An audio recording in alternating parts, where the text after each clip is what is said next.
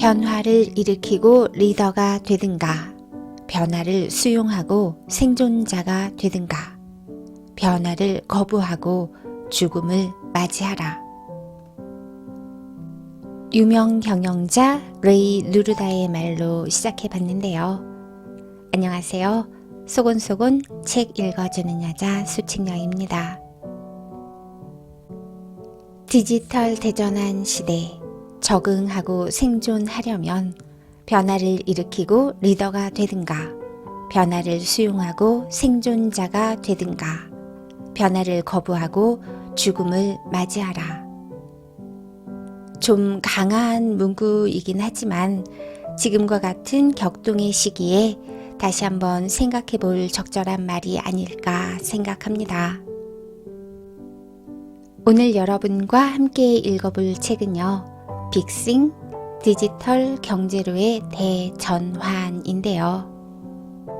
한마디로 이렇게 정의해 볼 수가 있을 것 같아요. 돈의 흐름과 일상이 완전히 바뀐다. 유연하고 민첩하게 디지털 경제에 올라타기. 자, 지금부터 우리 함께 유연하고 민첩하게 디지털 경제에 올라타러 가보시겠어요?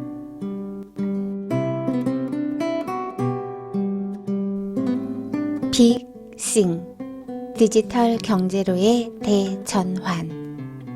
지은이 류한석, 펴낸 곳 korea.com. 디지털 경제는 간단히 말해 디지털 기술을 기반으로 한 경제를 뜻합니다. 디지털 기술은 컴퓨터를 이용하는 모든 기술을 의미하죠. 디지털 기술은 사실상 컴퓨터 기술이라고 할 수 있습니다. 우리가 사용하는 PC, 스마트폰, 웨어러블 기기, TV, 각종 가전, 자동차, 키오스크, 신호 등에 이르기까지 모든 기기에는 컴퓨터가 포함되어 있죠. 디지털 기술은 인류가 만들어낸 그 어떤 기술보다도 끊임없이 그리고 빠르게 변화하고 있습니다. 디지털 기술은 우리 삶의 거의 모든 부분에 영향을 미치고 있기 때문에 디지털 기술을 이해한다는 것은 어쩌면 우리 삶을 이해하는 것이라고 볼 수 있을 것 같아요. 디지털 기술을 잘 알면 삶이 똑똑해질 수밖에 없는 이유가 여기에 있습니다.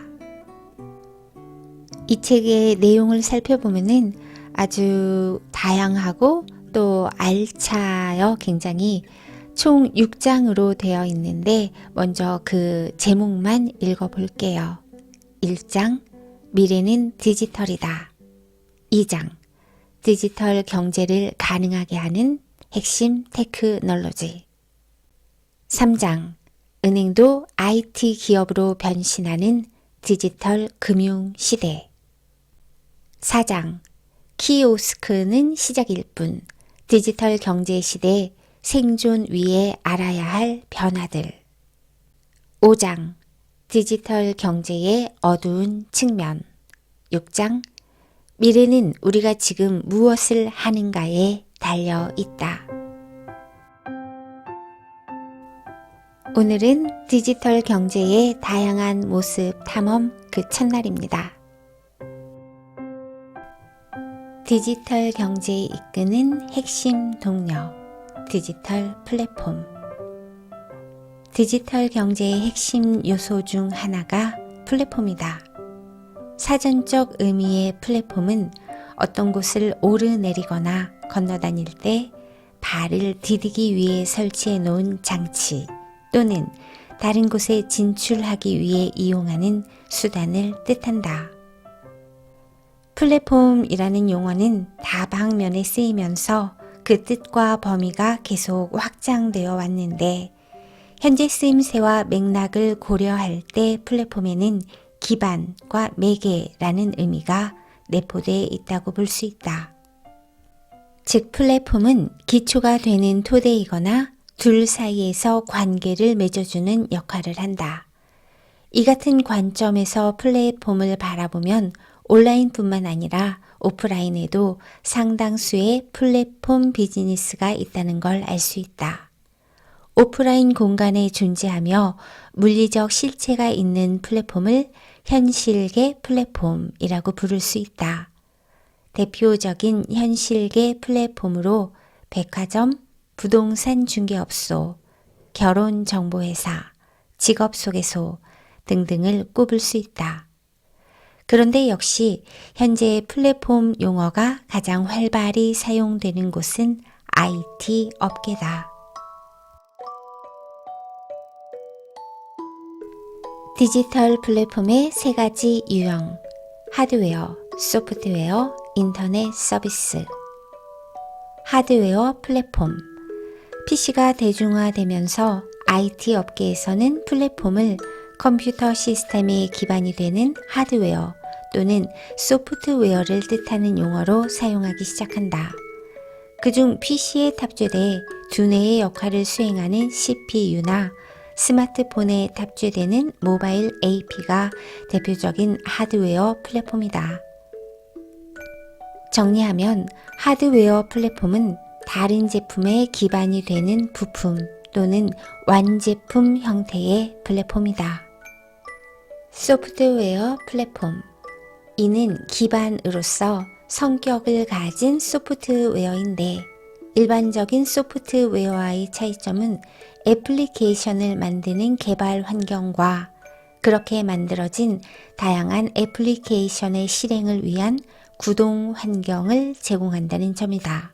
즉, 소프트웨어 플랫폼은 개발자들이 애플리케이션을 만들 수 있도록 하는 기반이자 애플리케이션 실행의 기반이 되는 플랫폼이다. 소프트웨어 플랫폼의 대표적인 사례는 운영체제이며 윈도우, 안드로이드, iOS 등과 같은 제품이 있다. 인터넷 서비스 플랫폼. 인터넷 업계에서는 네이버와 같은 포털, 페이스북과 같은 SNS, 옥션과 같은 오픈 마켓 등을 모두 플랫폼이라고 한다. 배달의 민족, 당근 마켓, 직방 등도 모두 이에 해당한다. 이들 인터넷 서비스 플랫폼은 주로 클라우드 기술을 이용하며 인터넷 환경에서 구동된다. 인터넷 서비스 플랫폼은 사용자들이 서로 만나 상호작용이 일어나거나 또는 판매자와 구매자가 만나 거래가 창출되는 공간이며 매개가 핵심적인 기능이다. 최근 인터넷 서비스, 모바일 앱이 우리 일상에 미치는 영향이 크게 증대하면서 IT 업계에서는 주로 매개라는 개념에 초점을 맞춰 플랫폼을 논하는 경우가 많다.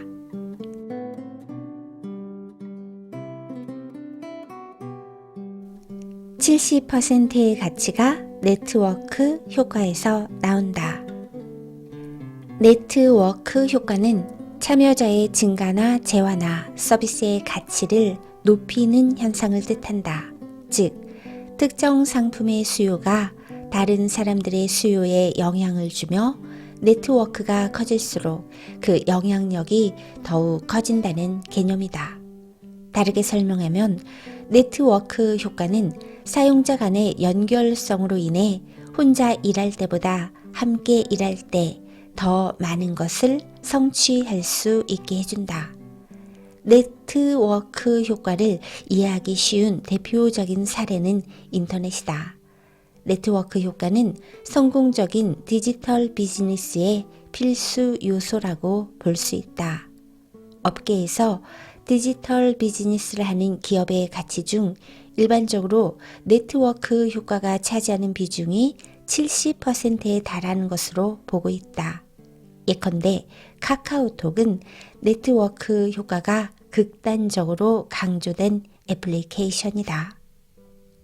모든 종류의 플랫폼에는 네트워크 효과가 강력하게 작용하는데 이것이야말로 플랫폼의 가장 중요한 특성 중 하나다. 네트워크 효과는 플랫폼이 사업 초기부터 상당 기간 가입자 수를 늘리기 위해 지속해서 큰 투자를 하고 오랫동안 인내하며 적자를 감수하는 걸 정당화하는 중요한 이론적 근거 중 하나다. 네트워크 효과가 플랫폼의 핵심 성공 요인으로 작용하는 이유는 네트워크 효과가 경쟁 우위를 창출하기 때문이다. 플랫폼이 아닌 기업은 매년 영업을 통해 거래를 창출해야 하는 반면에 플랫폼 기업은 플랫폼의 네트워크 효과에 기반한 관계 및 상호작용의 선순환을 통해 거의 자동으로 거래를 창출할 수 있다. 네트워크가 성장할수록 상호작용이 더 많이 유도되며 그에 따라 플랫폼의 가치는 기하급수적으로 증가하게 된다.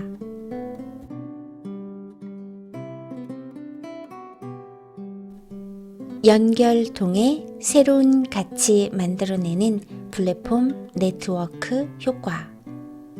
직접 네트워크 효과. 신규 사용자의 참여가 증가함에 따라 기존 사용자는 더 많은 다른 사용자들에 접근할 수 있게 된다. 모든 인터넷 서비스가 직접 네트워크의 효과의 혜택을 보지만 특히 페이스북, 인스타그램, 카카오톡처럼 사용자들 간의 커뮤니케이션과 상호작용이 핵심인 서비스에서는 더욱 강력한 효과를 발휘한다. 간접 네트워크 효과. 플랫폼의 사용이 증가함에 따라 점점 더 가치 있는 보안 제품의 생산을 낳게 되고 이것이 다시 플랫폼 가치를 높이는 식으로 영향을 미친다. 간접 네트워크 효과가 가장 강력하게 작용하는 대표적인 사례가 운영체제와 앱스토어다.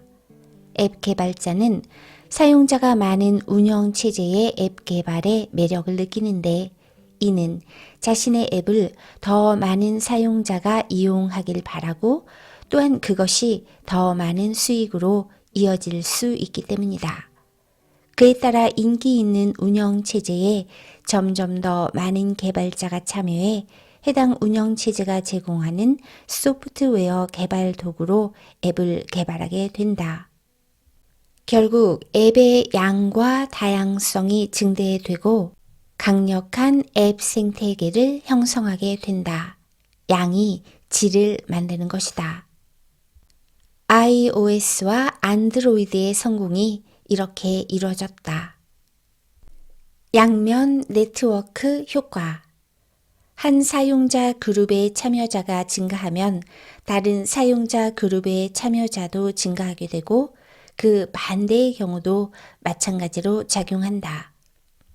예를 들어 판매자 그룹과 소비자 그룹이 존재하는 양면 시장인 오픈 마켓 서비스를 생각해보자.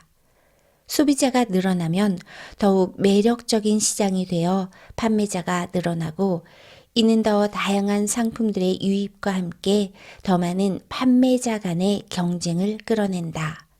그 결과 더 많은 소비자의 플랫폼 유입이 가속화되고 이것이 더 많은 판매자를 끌어들이는 요인이 돼 생태계가 확장된다. 이베이, 우버, 에어비앤비, 11번가, 배달의 민족, 당근 마켓 등이 이에 해당된다. 데이터 네트워크 효과. 앞서 다른 네트워크 효과들이 사용자 간의 사용작용에 초점을 두고 있다면 이것은 그 결과로 생성되는 데이터에 초점을 둔 네트워크 효과다. 사례를 통해 살펴보면 이해하기 쉽다. 데이터 네트워크 효과의 대표적인 사례가 바로 딥러닝이다. 딥러닝은 데이터 학습을 통해 더욱 똑똑해지는데 사용자가 증가하면 더 많은 데이터가 발생하고 사용자로부터 더 많은 데이터를 얻을수록 인공지능 기반 플랫폼의 경쟁력이 더욱 강화된다.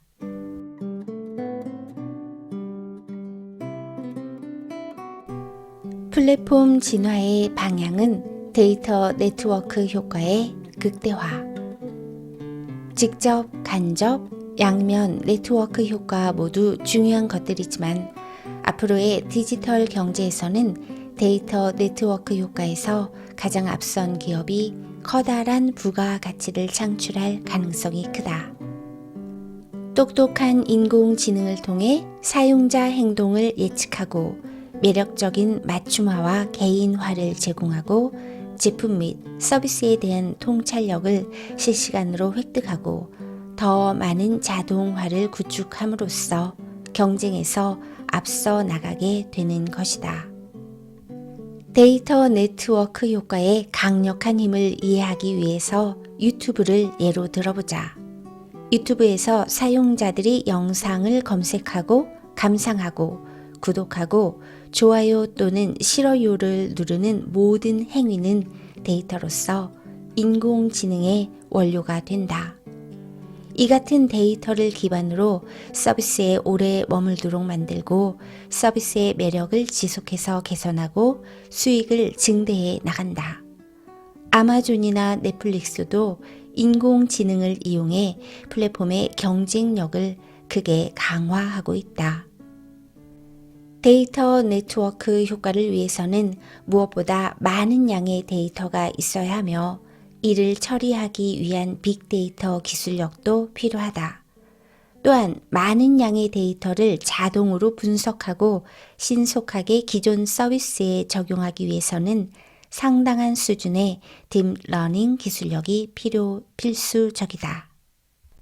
앞으로 플랫폼 기업의 핵심 경쟁력은 빅데이터, 딥러닝 기술력과 이를 통한 데이터 네트워크 효과의 극대화를 달성하는 데 달려있다고 볼 수 있다. 정리하면 플랫폼은 참여자들이 모여 거대한 네트워크를 구성하며 제품이나 서비스가 가진 본연의 가치에다 네트워크를 통해 만들어진 가치가 추가됨으로써 사용자 증가에 따라 기하급수적으로 총체적인 가치가 커진다. 그러다 보니 경쟁력이 하나 또는 소수의 플랫폼에 집중되고 불평등이 심화되는 현상이 필연적으로 나타난다. 확실한 사실 하나는 앞으로 플랫폼이 더더욱 중요해질 것이라는 점이다. 인공지능, 로봇, 사물인터넷, 가상현실, 블록체인 등 거의 모든 차세대 산업에서 플랫폼이 가장 중요한 키워드다. 우리가 플랫폼을 제대로 이해하고 활용하지 못한다면 우리 사회와 개인의 삶에 커다란 리스크로 작용하게 될 것이다.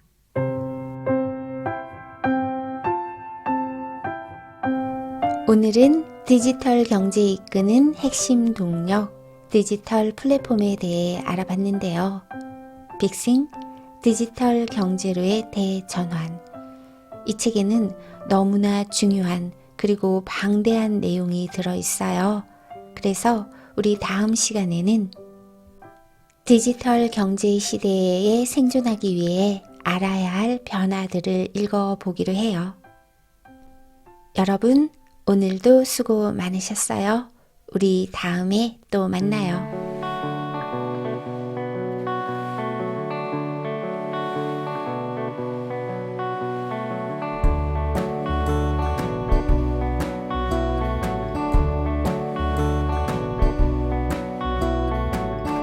Push me out to sea, baby.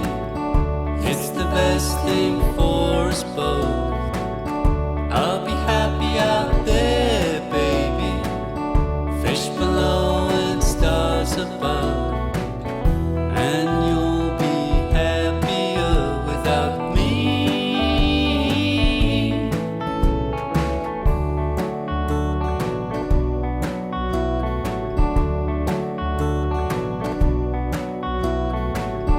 Push me out.